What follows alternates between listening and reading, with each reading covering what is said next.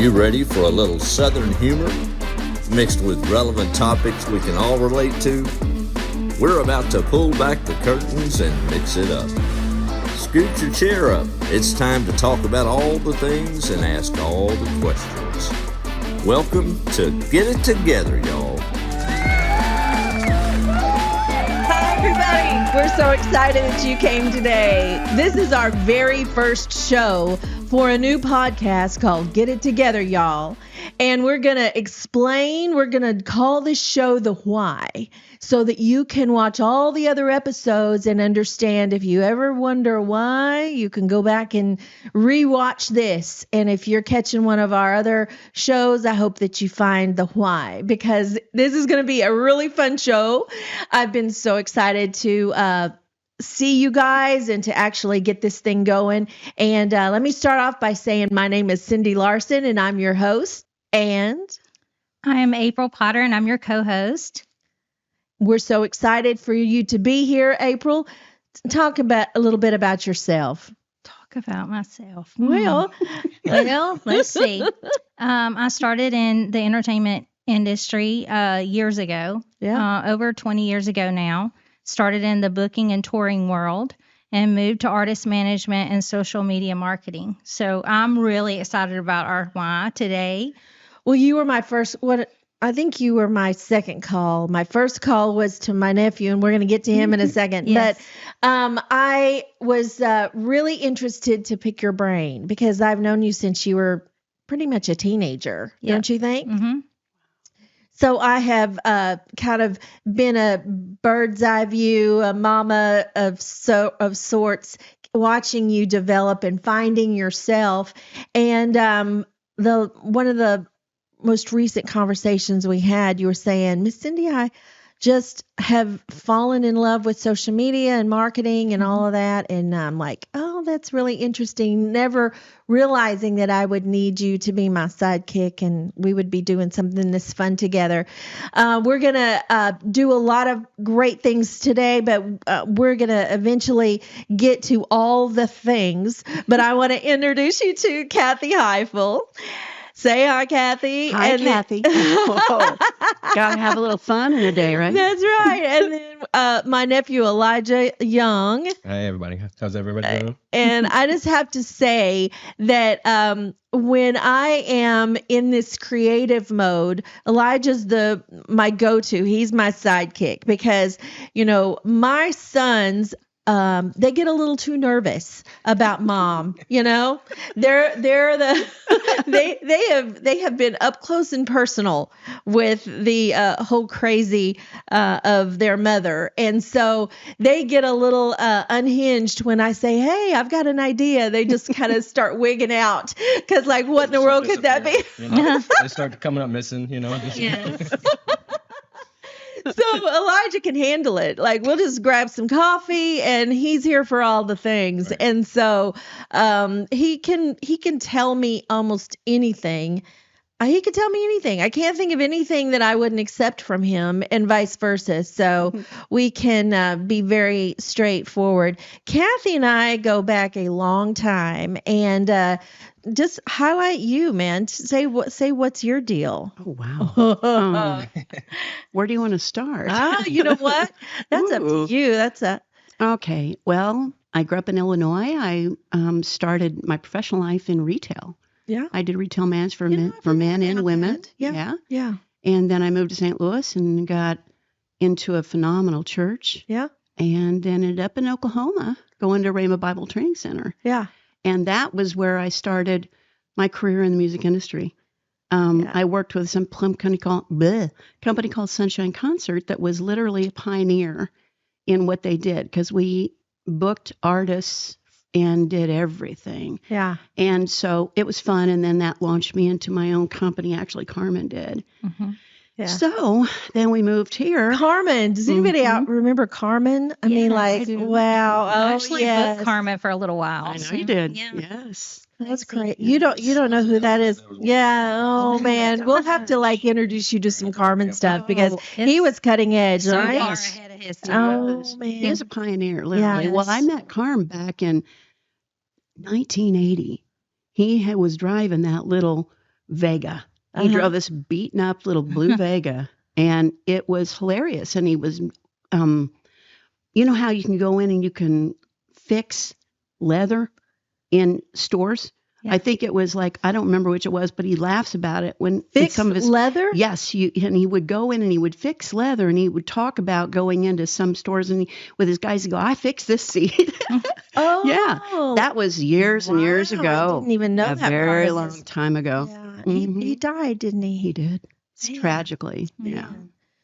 So He shouldn't have. Yeah, no, but that was really cool. So Yeah. I don't even remember meeting you because it just like the minute that we did, it's like we were already old friends. That's true. So it's kind of dangerous. So when I get around this group of people, oh man, it's fun. So I want to there's some things that I want to like establish on this first show that we can kind of anticipate, you know, a theme running through all the future shows. In the coming shows, you will see so many different types of things. Sometimes we'll do a kitchen table talk, and we will be talking about food and health and all of that, which that can come in at any time.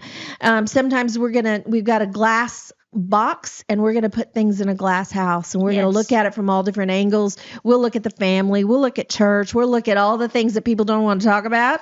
We're going to put that in a glass house, and we're just going to like poke all the elephants in the room. And sometime we're going to, you know, just we're really going to have fun. I can promise you that. And so one of the things that I want to establish kind of a rhythm, and I get this from you, Elijah. So I'm going to remind you of a time recently when we were watching sports. Okay. And I was laughing at the athlete that had just, you know, been star player on this game. And he was saying a certain word like 6 times in an interview. Right. And you said, Tell me what you said. Honestly, I don't remember. Well, so because you're an athlete, you said that's in the locker room. Oh yeah. They'll make games out of it. So they'll make games out of it. So they'll tell you, they'll be like, hey, if you say this word is like your go word. Yeah. Right? So whether it's, I don't know, we gave it everything we got. Yeah. You know, and so he'll say it. We gave it everything we got, like 27 times.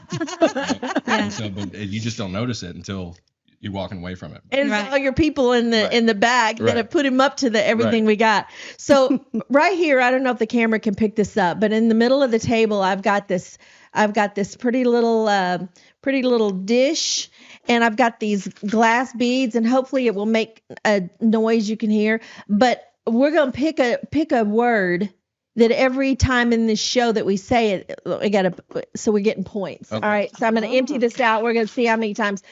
Every show we'll have a different word, but you know, think of a word. Like be ready to what's a word? Let's talk about it. What's a word that we can say is our frequent? Often? Yeah. Think about that. So you come up with one. So that's one thing we're going to do. We're going to have the word. We're also going to have a fun fact. So here we go. Here's a little fun fact. And every guest that we have on the show, we're going to just collect a box of file cards that have, you know, fun facts. And so if you haven't written them on a card, April's going to write them on a card. But every show we want to talk about a little fun fact. So who wants to start? Kathy, you have one in your head? Well, I was listening to Lightning 100 the other day, and they came up with a couple of bizarre fun facts. Bizarre, I love it. Bizarre. One being Jack Daniels. Yeah. The man Jack Daniel. Yeah. You know how he died? No. He stubbed his toe on a cask, never got medication, and died of poisoning from the toe. Are you serious? Wow. Isn't that bizarre? He probably could have healed his foot with some Jack Daniels. He probably could have put, you know, like a shoe full of Jack Daniels. He probably drank so much Jack Daniels that when he stubbed his toe, his blood was so thin that he just bled out. That's what happened. That could be. My man just pulled it out. And how do you think you might know that? I don't have any experience in that realm. I don't have any experience in that realm. No experience in that. Do you have a fun fact? No, honestly. All right. Oh, wait, let me think. Random fun fact. Yeah. Do you know the key ingredient in perfume and colognes? It's whale vomit. What? Yeah, it's the vomit of the whale. Oh my gosh. Oh my That's gosh. why the more expensive it gets, it's because of the extraction of that specific ingredient. Doggone. That's why it's so Wow. expensive. I will. Makes me think of Huh? mascara. Oh, mascara. Mhm. Right. What? Yeah. Bat poop. Bat poop. Yeah. Well, Mhm. Yeah. Well, that sounds hard. Yeah. It has. Well, I'll tell you, especially You're talking about waterproof mascara has bat poop. Mhm. Yeah. It's amazing. And tar, but bat poop and tar. The things So we do if to you be ever smell it, Mhm. you can smell it. Mhm. Yeah. I don't know what. Yeah, I can smell the tar. I can tell you that. What's your fun fact? so mine is, since we're talking about social media, Yeah. our why is connected to that today. Yeah. I thought this was so fun.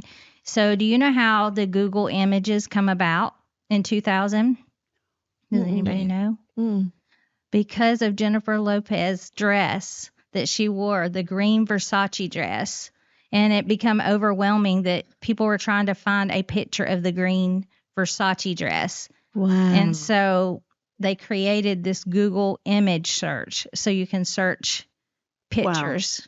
I've heard now, I don't know if this is true, but I've heard that there's some app or something that you can take your phone and go around your room and it identifies things that it has a picture, like it identifies what they are for.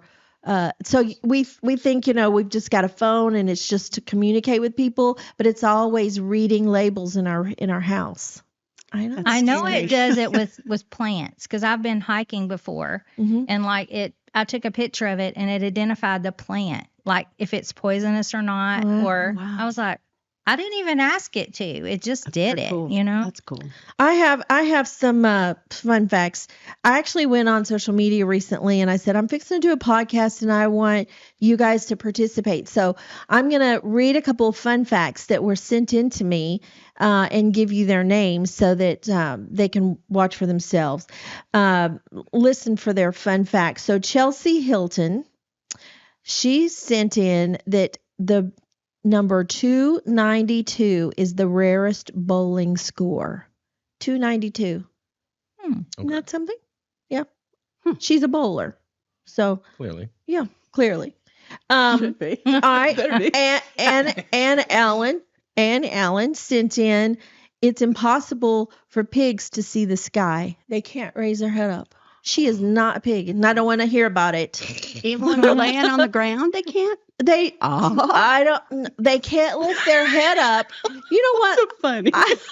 I didn't ask about laying on the ground, but I guess, you know what? If a pig was laying on the ground, could they do that?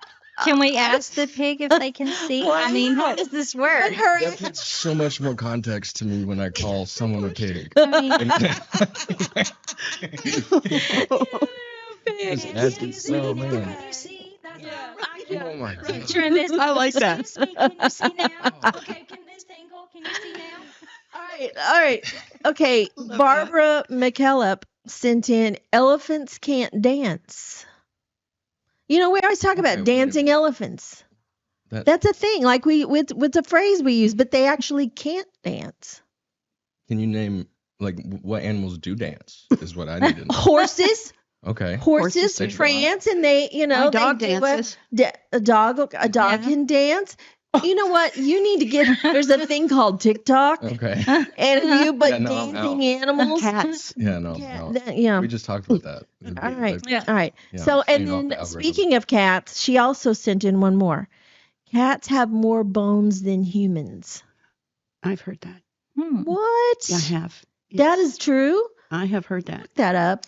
Yeah, look that up. April's got a computer over here and she's gonna fact check that. More Let me bones see. than human- More bones than humans. I don't trust cats. You listen. Speaking of Tic Tacs, mine. I recently saw a girl on TikTok that said that her son identified as a cat and that she didn't appreciate that the vet wouldn't see him What? and that was discrimination. And Nothing. don't get me started. Okay, All right. it's true. It's true. What did it Cats say? have more bones. They have 230 as opposed to 206 for humans. Doggone. Look at that. I did not know that. I learned Wow. something today. Cool. All right. So, here's the Statue of Liberty is copper. So when it was new, it was the color of a penny. Mhm. And it's green because of all the oxidation. Mm-hmm. I don't think about that, Okay, one more and then we can move on. But stress heats your brain. Stress heats your brain. Heats your brain, but smiling cools it back down. Interesting. Wow. So if you feel stressed out, like who hasn't felt stressed out? Is that why we laugh in stressful moments? Yes. Yes. That's why I must be cool all the time. Yeah, you're 'Cause cool. I laugh a lot. But even smiling, even a smile will start cooling your brain back down. That's cool. And you know what I tell do? my uncle of this next time I piss him off. Smile when you say that. Yeah. Whenever he says, "Ooh, you look like your mother today," I'll go, smile when you're saying that. If you say it with a smile, I'll take it as a compliment. But if you got a frown on your face, you're just fighting words. But anyway, I just think it's interesting that we're created like that, That's awesome. that if we smile, then we start cooling down. So even if it's fake, it doesn't have to be a happy laugh, belly laugh. It's just, according to the study that I was reading, it's just the act of smiling. I have heard that. When That's amazing. When I was a kid in school, we used to our music teacher used to make us like fake laugh for like the first 30 seconds of class. Really? Wow. He would he'd sit us down, and it was like the first class of the morning, and I'm not a morning person, so I always hated doing it. But I mean, it had a positive effect, honestly. Wow. That's He cool. and you'd find yourself like actually laughing. At the Yeah. end, Yeah. At the end of it, you do. because It's it's genuine. just funny. Yeah. You're making yourself laugh. Can I tell you something really interesting about laughter? Yeah. A friend of mine that I kind of grew up in the music business with is Dr. Don Colbert. We Okay. called him Buzz. Okay. He was our security guy. But he's a doctor now, and he prescribes for health 10 belly laughs a day. Really? Mhm. Wow. He does. So what kind, is he a real doctor? Like yes. he really he's He- not just one of those fake doctors Well, that no. I got Oh, a no. certificate in the Honey, mail? I know he a went couple of through those. ORU, Whoa. lots of years at Roberts Okay. University. I think there Mhm. needs to be a difference between like an honorary, Mhm. I didn't really go to school, but I'm a doctor. Yeah. And then real doctors, like they're like, you don't, Yeah, I mean, there's things I don't understand how people get away with just walking around calling themselves doctors. yeah. It really makes Yeah. sense. Makes any sense. To me. Yeah, I don't know. So a little bit later on, we're going to have, by the end of this show, we're going to have a challenge. I don't know what it's going to be. I don't know. We're going to figure it out based on what you're saying. All right. Okay. But we're going to leave with some homework that's going to be a weekly challenge. But right now, one more thing I want to do. Oh, and have you thought of a word? No, I just realized that. I was supposed Okay, to you do be this. thinking of a word. Well, we're going to do distracted. one more of these little things that I want to talk about, and that is Southern mother. I have a wonderful Southern mother and a couple of Southern grandmothers, and I had a Midwestern grandmother, and I had two that I remember: Southern mother, grandmother, and great grandmother. So this was the one Southern line. Whew, it was strong. And anyway, so in the shows, I want to like highlight a Southern mother tip or a Southern mother saying or something one of my Southern mothers, instilled in me. And at my age, I will always remember it. Did you have a Southern mother?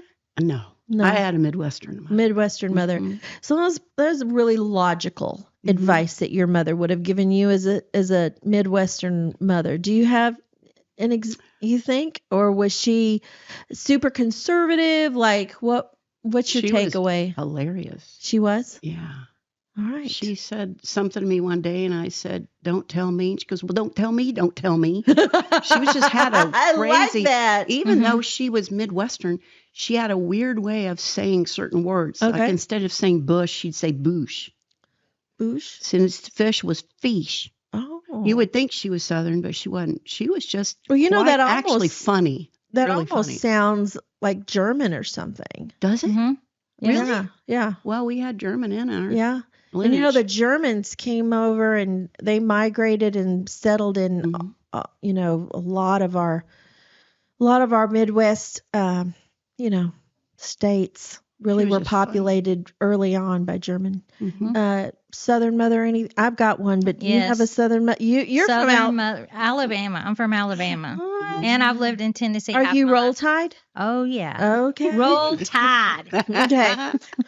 You got that accent, girl. Sounds Yes, good. it's the Alabama Tennessee mix. Mhm. And you know, working in entertainment, I call my Canadian buyers and they're like, "Can you just say something? Can you just talk for us?" And I'm So like, cute. "What am I saying?" And they said, "We don't care. Just say anything." Because they love to hear us talk because our words are pronounced so different Oh, yes. than Yeah. even some of my buyers up north, you know. Mhm. So yes, definitely Southern. My mom was June Cleaver, basically, and still is. And she'll call and say, "Now, April, have you sent a birthday card to our third cousin?" Because Oh, they're my I mean, really, goodness. she's so cute and she really means it, and she does it. And I would love to do it and be that, but I can't with my schedule, you know. So yeah, she's cute. Yeah.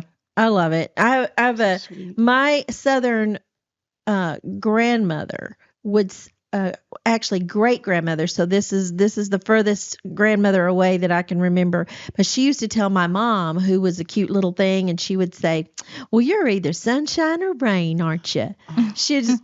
Because she's either laughing or crying. There was just no in between. And she said, "You're either Cute. sunshine or rain." And I always think about that. And she used to always say, she wakes up in a new world every time she blinks. And I'm like, I think I'm like that. Like things can just be going so funky, and I don't know, I can just like snap out of it, and just like, I don't know, it's like I blinked. Yeah, that's Light fucking, switch. yeah. But you know, that also can be said for a dingy person.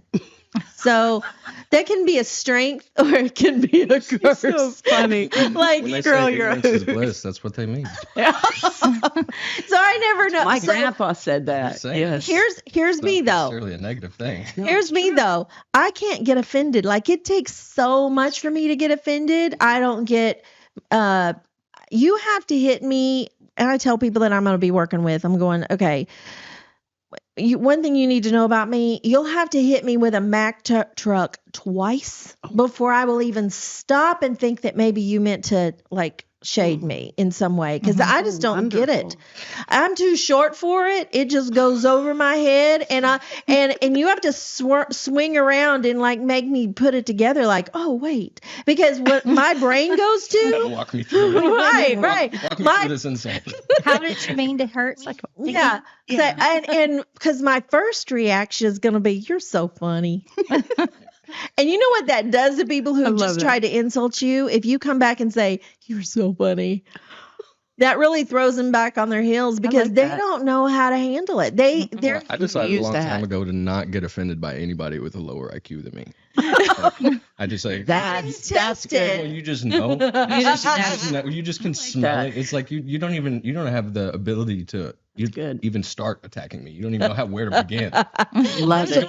You don't have the intelligence I like to do that. that. So I'm so quick. I refuse to get upset. I refuse to waste my time being upset about it. You know? Well, that is a time waster, truly. Yeah. Yeah. But if you hit me with it a couple of times, and you know, like, give me the nod like this, like, get it, then I'm gonna, you know, maybe eventually go, "Oh, wait a second, I need to Hey, but that's a beautiful connect thing. these dots." Listen, the happiest people on the planet, and hear me out, the happiest people on the planet have Down syndrome or a mental yes. condition. It's because they look at their the world standard a of different happiness way. is just on a different scale. That's where I identify. Right? That's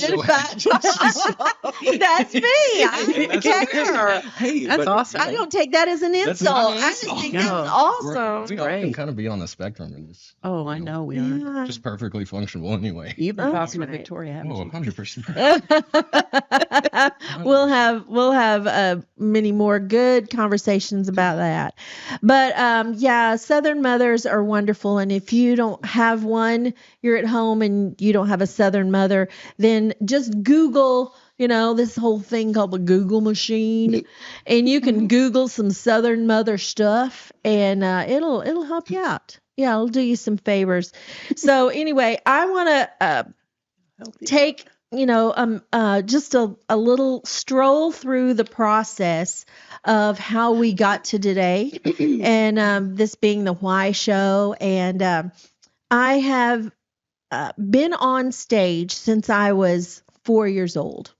My family traveled in music, and we went all over the world from the time I was, a baby, basically. And I have no problem, because of that being my comfort zone, I have no problem with this whole social media posting and kind of living out. In fact, so many people are so private, and I get that too. There's a part of me that's super private, and I know how to respect privacy, and I've got some dignity. I can tell you, I got some dignity, and I know where to draw the line. Although that's questionable. I'm not even going to look up to my husband right now, because sometimes my line is not where he thinks the line should be. And we have some talks about it. But I think I know where my line is. But I have no problem with this whole, I think it's interesting. I do interesting things, and I have found that people find that it's interesting to follow my interesting things. And I don't feel violated by, hey, I'm here, and hey, I'm there, and look at this cute outfit. And my heart, though, see, people who don't know me, which is the world, because I can have all the friends that I have 5,000. I've maxed out my Facebook friends. So I can't have any more friends. My husband, on the other hand, has 46, and he's mad about 10 of them, because he accepted 10 people. When he scrolls back through the 46, he's going, where are they in my friends list? And I go, and so he's very literal about the word friends. Me, I'm like, I just made a new best friend, and I just collect them, like souvenirs, and I'm just so easy. I made a new best friend yesterday. Went on a train, and I just, like, somebody walked up to me and said, can I take your picture? And I'm going, well, what's your name? We're now best friends. She found me on Facebook. By the time I got home, she had found me on Facebook and said, hey, everybody, to her friends, I just met this lady on the train, and we have our picture together and all this kind of stuff. And I love it. I think it's awesome. Mark was gone to get us a Coke, and I'm like, he came back and says, hi, look at that, way better. It's Darla. Hi, Darla. Anyway, but I have no problem with this. Like, I'm very, been on television since I can remember, and all of the things, standing on stage and being out, is just comfortable for me. It doesn't feel invading at all. But I've got a heart, and people who know me, if you boil down everything that I like decorating, and I like doing makeup, and I like doing skincare and hair, and I like doing design work in a house, and I like, sitting down with somebody who's depressed, and I'll listen to you. I don't know what to say, but I'm a good, listener. And if you boiled everything, I like to cook, I like to all these things, and it all boils into a very little thimble, and that is, I would like to, in my core, help somebody. And so I never post, look at my cute outfit, without, in my heart, I'm saying, come on, girls, go look for something cute and post. You post for me. Like, I'll show you something, you show. And so, well, that didn't sound good. I'll show you something, you show me something.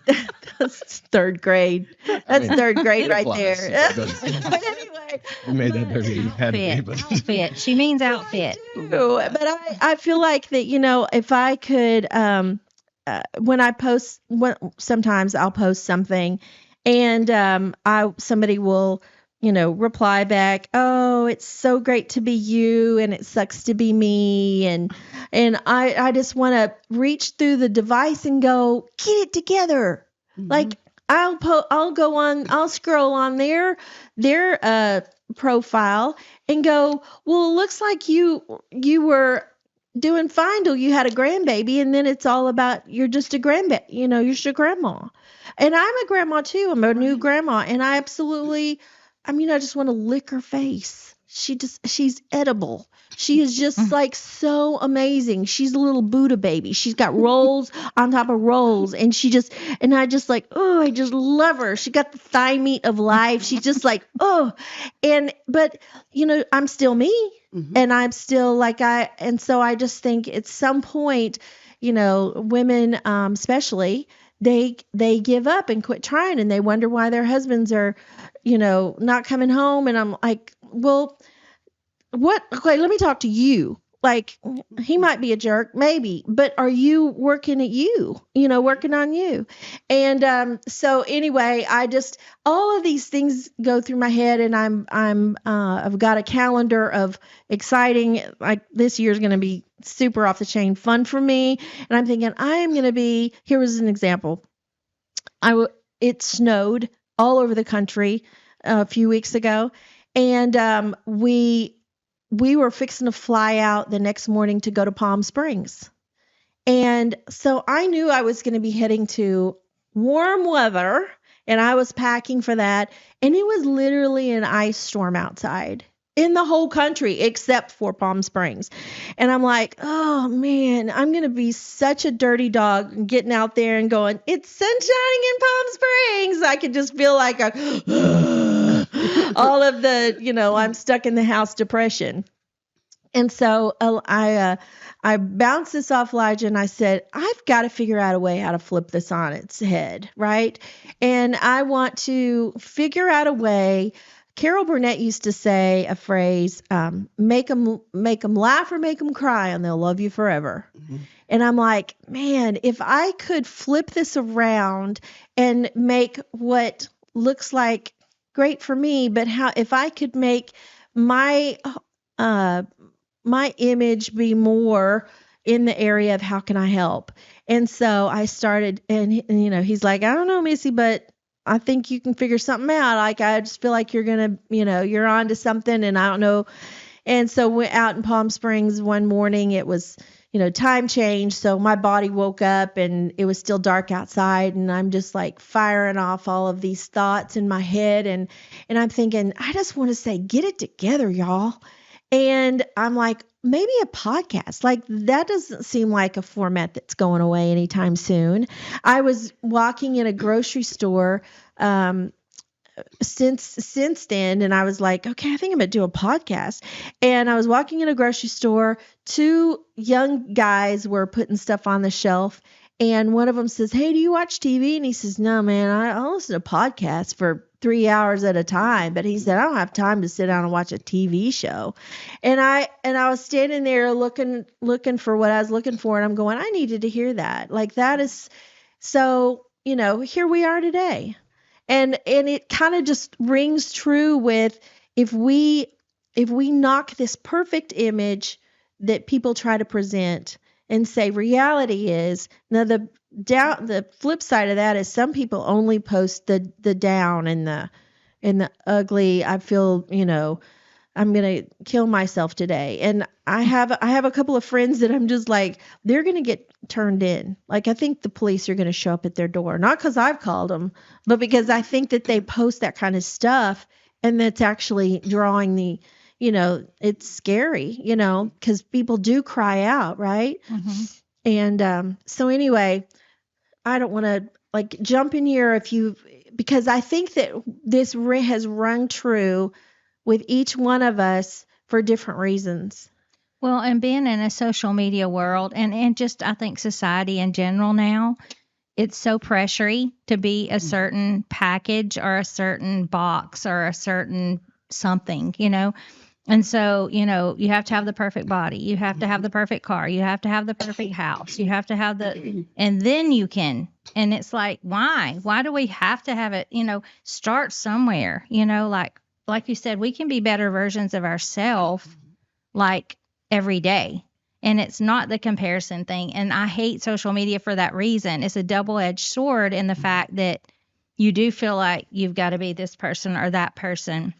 And you're seeing their highlight reels. I mean, you just are. And that is not reality. And we've talked about that even, Cindy, you and I. Like, they don't know the cost of my hustle, though. Or, I'm a believer. So they don't know the cost of my oil. They don't know all the hours that I've spent, like, struggling or staying up 16 hours working on a project. All they see is me going on a fun trip. Or, I'm on a cruise with my artist or whatever it is. But they don't see all the people I had to talk off the ledges last week because they're so up and down, and creatives are like that sometimes. So I think that's where we're at, with social media. And so I'm passionate about it. And when Cindy first mentioned, I was like, oh my gosh, it is a place because it needs to be talked about, And it's not going anywhere. The annoying aspect of social media is everybody knows the problem behind social media, but nobody really knows what to do about it, right? You understand that it's this platform that has been created to where, it's an incredible platform, honestly, when you think about it, because incredible reach. You can be sitting on the couch and find somebody 4 countries over and sit and just have a conversation with them like you were best friends and you've known them your whole life. But at the same time, it's an illusion, yes. right? Like and most people, and again, it's not in every aspect, right? Right. Because there's nothing wrong with you, showing pictures of your life and like you built a life that you should be proud of, right? And there's nothing wrong with like saying, hey, I'm in Panama, like I'm having a good time. There's nothing wrong with that, right? But it's just like, I think people look at social media too literally, I think if you take the lens and broaden it a little more, then it's not as you stop making it so much of, because every time you see something you go, man, I wish, shoot, I wish, and like, but you're just constantly seeing dudes that are built and like these these gym freaks, and but this isn't reality. People don't look like this in real life. Like if honestly, think about this. Like, there's a lot of really put together people out there. Don't get me wrong, but when you're just walking around, you don't see these people just every day. No. There's a reason, And so. But we use it for negative, instead of looking at it and going, I would need to get out and work out. It's too easy. That's the easy thing to do. And like she was saying, her heart is throwing it out there because she wants people to be better. But a lot of times, instead of taking it as a positive thing and pushing us forward, we use it to pull ourselves or compare. Depression is so selfish, right? It's like the most selfish state of mind you can possibly be in, and that's coming from somebody that is like really struggled and dealt with depression. Like I went through years of basically the hardest part of my day was just deciding whether I was going to be there or not. Yeah. And so like I've struggled with it on a pretty big scale. So it's weird being self-aware and knowing that you're depressed and also understanding that depression is selfish, right? Like, so like when I'm depressed, but it's because I'm being selfish.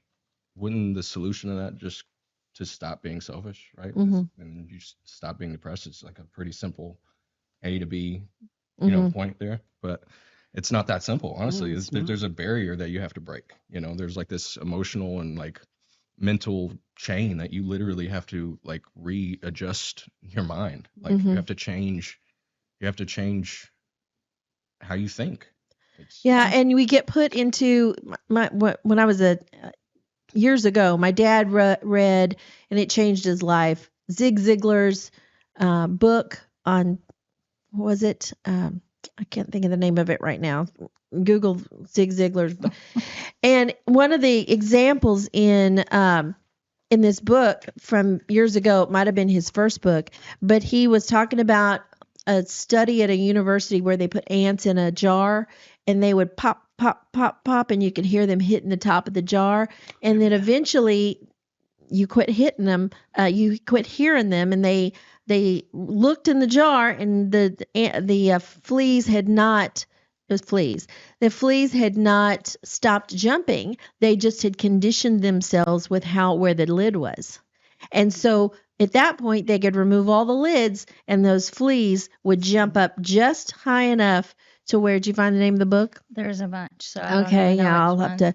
But yeah, I can almost think of it. But anyway, they took the lid off, and because of the conditioning of these fleas, they never could escape then because of the lid they had placed on themselves. Was on this train yesterday, and the people across from us, we got acquainted with them because our seats were facing them, and it was a real fun little train ride and a 3-hour excursion, a 3-hour tour, and it just went down the track and back. It's like we didn't see anything different coming than going.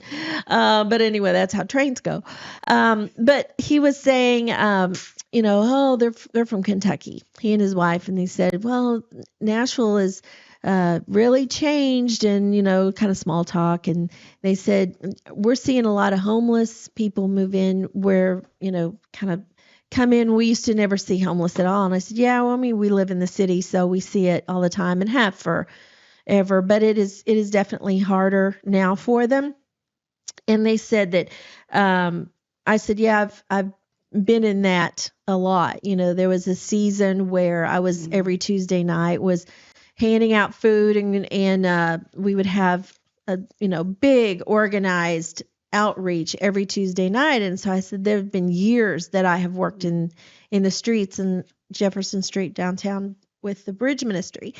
And he said, yeah, I was just really fascinated by something I saw on YouTube recently, where a guy was he made friends with a homeless lady, and he had $30,000 in an envelope that he was about to give her, but she had no idea. And he first approached her and said, hey, I'm down on my luck, and I just need a few dollars, and gave her the reason. And she said, well, I was raised to be a giver. She said, all I really have is $1. I'm homeless myself. And so she gave him the $1, and he said, well, I visited a little bit more, and cutting to the chase, he said, I don't really need your $1. He said, actually, I wanted to see what kind of person you were, and I would like to give you an envelope, and it had $30,000 cash in it. Do you know that she didn't take it? She did not end up taking that money. Wow. And this guy was saying, can you imagine that? And I said, yeah. I said, let me tell you a little bit. Let me tell you something.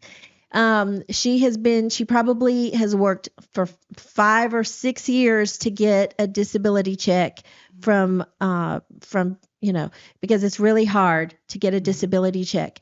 And they're not afraid of a lot if they can be homeless but still have a P.O. box, right? Mm-hmm. And so they're not afraid of a lot, but they are afraid of losing those checks. And they're conditioned to understanding that they can never bring in more than X amount of dollars a month, or they will lose their disability check. And he said, I never thought about it that way. I said, so she, for one thing, thought maybe he was a trick and gonna out her. And then the other, so he was posting this on social media so the world would know she got that money. Mm-hmm.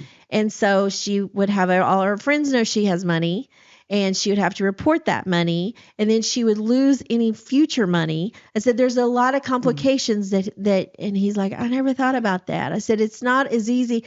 And her brain probably could not grasp a different scenario than what she currently had lived in. Mm-hmm. And so if she had been conditioned to a lifestyle, and to him, it looked pretty pitiful, but to her, she was okay with it. Like, mm-hmm. And so in life, I think that where we are, and this is a really hard pill to swallow, but where we are is where we have accepted to be. Right.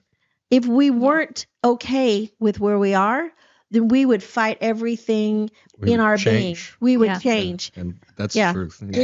If your shirt was set on fire, you would do everything in your power to get it off and to, like, you would not want your shirt to stay on fire. But there are certain things that we just like, we can gripe about it and we just And it's really so think weird. it sucks. It's so weird what it takes to get to that point. Yeah. To like just decide. But like, I mean, even like when I was staying with you and I went to Ohio and I was staying like, and I was only there for those 2 weeks. Like you said, like I wanted something different. I realized like something had to change, right? In my life, right? Yeah. And I realized that It was a rehab place. yeah, it was a rehabilitation place that I went to because I was drinking like a fiend, man. And I think I'd just gotten hit by a car or something crazy. Like it was like a weird accident thing, and you were going out of town or whatever. But it was just but like I said, it took just a wake up. Just me, I woke up and I was like, okay, you got more than this in you. You got more than this. You can literally just go from here to there and with some effort, and you actually focus on what you're trying to do, and there's no way you won't succeed any more than you have already failed, right? Yeah. So like it can't get any worse than this. Yeah. Like I was homeless, like it can't get worse than this. Yeah. And so once I decided like, okay, well, I still want to live, so like now it's time to do something about that. Yeah. Right. But you just have to decide. And what is the next baby step towards that? And you just have to decide, well, one day, and just like you said, baby step. You have to like minimize your goals and your tasks and just say like, I just have to do one thing better today than I did yesterday. Yeah. Just one. Yeah. That's it. One thing. And we never talked about his background. I know you know, and we know him and have known him, but I mean, you've had it all. I mean, you've been to the place to where you literally had it all. Yeah. I mean, it's I've had a little bit of a roller coaster up and down life. I grew up in a very loving household. I didn't know any different. Like my I never went unloved and unfed. Right. And focused a lot in music and baseball, and that was kind of like where all my attention went. I was also kind of a violent kid too. I like to fight, so I used to get in a lot of trouble in schools and stuff. But a lot of that was honestly on purpose. Just I like kind of pushing limits, and I've always kind of been that way. Just I'm ornery and at my core, at the core, and I'm a little ornery at my core. But wait a second. We didn't pick a word, but all of that deserves all of this. Yeah, we'll do better with the word. Do better with the word next episode. But what was I talking about? That you fought in school and up and down and had a... Yeah, so I got married pretty early because I went to college, played baseball, went to school in Memphis and then to school in Texas, and the school shut down, and it was kind of a headache, honestly. It was a big issue. But anyway, so it kind of sped up the process of me getting engaged, like, because I was engaged and we were supposed to get married like the next year, but we were traditional upbringing house. We weren't going to move to Texas without being married and under holy matrimony. Yeah. And so we kind of rushed into some things, and so we got married, and that's where it started kind of getting tough because at that point I'm married and working 3 jobs and playing baseball, and she was really doing most of my schoolwork because I didn't even have time to do it, doing between working 3 jobs and playing baseball and all that. But, once I had some success in the baseball world and did that for a little bit, but I had an agreement with her that once she got pregnant, I'd kind of hang it up, and we just kind of moved back home. And that was like in 2017, I think. And that's when things kind of got different and kind of shot into a different trajectory of life because I didn't really know what I was going to do. Baseball was pretty much the only thing I'd ever focused on. Like I was in the music industry a lot as well, and that was always kind of like in the back of my head, like I can always go do that. It's a really good rock drummer. It's really anything, but it was just one of those things where I was like, I know I can always go back and do that, Right. But also I grew up in a family musician, some of the best musicians you've ever seen. And, we didn't have very much money. And so you got to understand, like I that didn't seem appealing to me. Like these are some of the most talented people in the industry, and we were barely getting by, you know? So like I wanted to do something where I was making some money. So I ended up, I think, honestly, I'm pretty sure it was your idea. She was like, hey, have you ever thought about selling cars? Oh, it's my idea. Anything I think is very true. Like, ooh. Yeah, you were like, have you thought about selling cars? Like, I know this guy, you know, his or her, somebody was selling cars at this place. And so long story short, I sent dude an email and kind of just fumbled into the car industry. And it was a blessing and a curse because the blessing of it all was, man, it was the first time I had ever had money.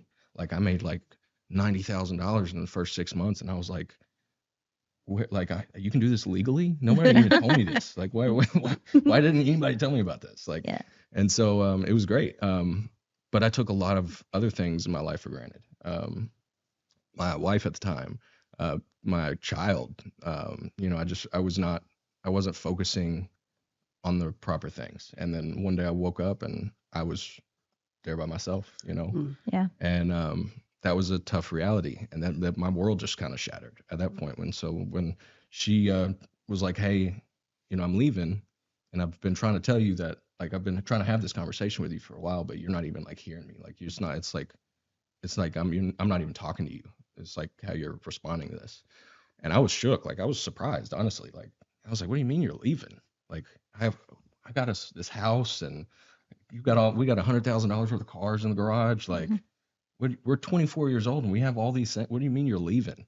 But she was miserable, right? Yeah. And like I didn't even notice. Right? And so like I had started drinking a lot. I was working, I was probably working 10, 12 hours a day, and I loved it, honestly. It wasn't a problem for me, which probably was part of the problem. You know? Yeah. And so, and it just got to where like I just woke up one day and I was like, man, I've probably gone like 6 months without going 4 hours without a drink. And I was like, man. And then I realized that like I couldn't physically just stop if I want, like physically just stop.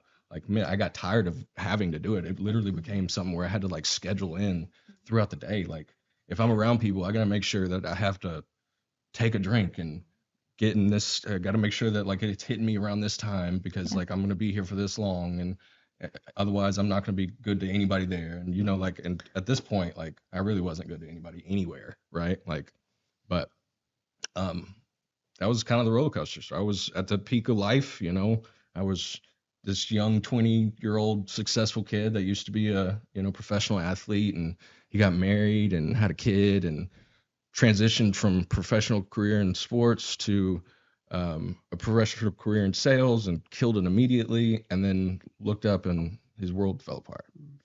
And well, I think it's important for our audience and our viewers to understand that where your past and where you were, right. Because it only took one step and one choice. You finally got to the point to say, you know what, I don't want to live like this anymore. Right. And I'm going to do something about it. I'm going to be a better version of myself, like you said. One of the misconceptions, I think, is like there's not like an end goal there. You know what I mean? Like it's a daily decision. Yes. You know what I mean? Like it's not like, okay, well, once I get here, I can just like stop worrying about how my mental health is. You know, right. Like I can just chill and lean back now.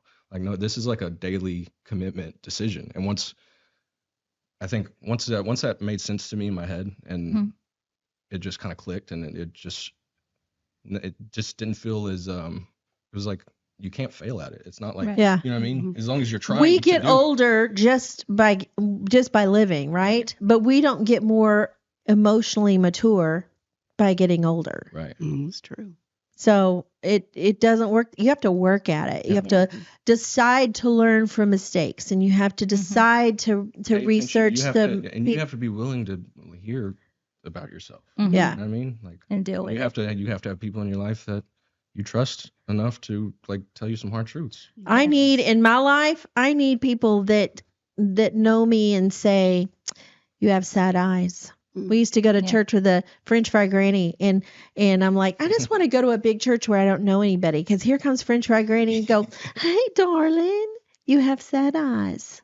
And I'd be like going, oh, I just wanted to go to church. I didn't want to be, called out, but I needed that in that season of my life. And I, look back and go, yeah, I need that accountability. Sometimes the Bible talks about, that's my favorite book, by the way. The Bible talks about that we're watchmen on the wall. And to me, in a relationship with friend circles, sometimes I'll be standing there with two friends. One says something, didn't realize what they said was a barb, and walked away. And the other person is like deflated or just stunned. And so a watchman on the wall, I feel like I need to go, baby, when you turned around, you had no way of knowing, but whatever it is, and I can't even put it together, but go love on her. And so if we will just do and love what, not go and, well, she's she's mean and no, just go and fix stuff, be fixers, be agents of grace, and have plenty of salve handy, because life is just tough. Right. Yes. And I think the isolation too, and that's one thing I have a big beef with social media, because it does isolate people. So we don't pick up the phone. The statistics are that we don't talk and communicate like we did before. I have a question for both of you guys, because you're single, we're married, but you have no one to pillow talk with. How does life my go? daughter gets it all. But She's a good listener, isn't she? So you had to decide who is my accountability partner. So is that what I'm hearing you say? Yeah, it's not easy being alone. Yeah. I mean, but the beautiful thing that I found in being alone is that I got to know me. Yeah. I remember, you will remember You're this, really Cindy. Great. Well, thank you. I'm starting to think so too. Yeah. But it takes years, because like we were talking earlier about, the way I was raised. I was raised in an alcohol-loving home, but my mother was very hard on me. Yeah. I was raised between two brothers, Mm-hmm. and I was the girl that was supposed to be perfect, Yeah. And so anything that happened, I was constantly under this microscope. Right. And my mother was very hard on me. Yeah. And I really thought, this is a sad part, I thought my value was what I look like. Okay. That's what she kind of instilled in me. And honestly, my cousin's the same thing. And she even did it to my daughter. And it took my daughter years of therapy to break out of that negative mentality. And so I was laughing, and I was telling Cindy, I had a cancer right here, and they cut it out, and I've got a little lump, and I was so upset about the lump. And then I found out I got another cancer spot. I got to get that cut out. And I was like, and my daughter said, Mom, stop worrying about the way you look. She says, you're here, you're alive. That makes me happy. Yeah. So stop with that, Yeah. And you know what? Years ago, when we were at the church together, a lot of my value, because not only in promoting concerts, I worked for a 501c3, Feed the Children, and everything that we did was all related to all the music industry. Yeah. We got them all and got them on TV with us, blah, blah, blah. Yeah.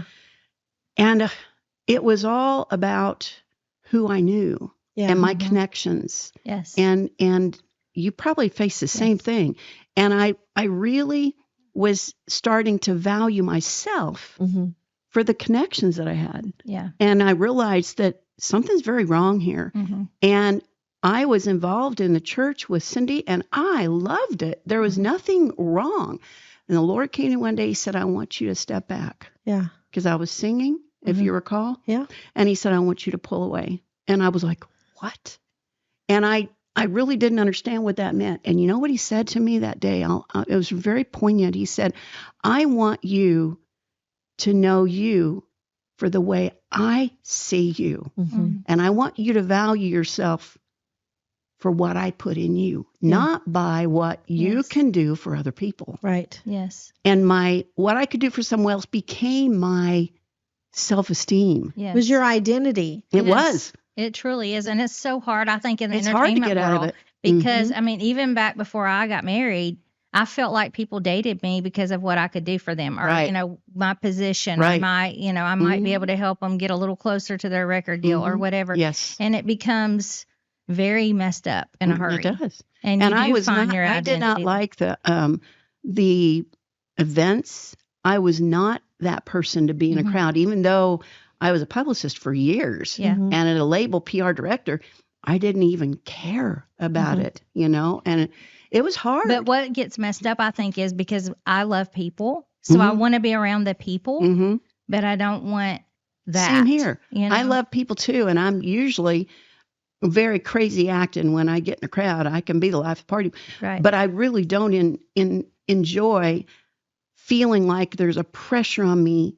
Like one of the most things that I hated the most about it was like you go into an event and they go, you have all these people being what I call posers, you know, and I learned a word from Garth when I worked with Garth Brooks. It was called germs, you know, and a germ is not a groupie. There's a groupie, there's a germ, and there's posers, you know, and the germ is a industry person that's a groupie. And I was like, oh, you know, I just didn't like that whole environment. Right. And so it was hard for me. And so when I pulled back from that, I started realizing that my value needed to be completely reworked. Yeah. And when I finally did, I learned to love me, which was, that's huge. All of this, the painting of all of this scenario kind of weaves together what you will experience ongoing, because we want everybody to fully be themselves, be who God created you to be. He loved it, or he wouldn't have done it. And we need to embrace it and love it more. We need to look at what we're doing for the sake of optics and what we're doing because it's authentic. We want to be our authentic self. We want you to be. We want you to be yourself, only better. And we're here to help. So get it together, y'all.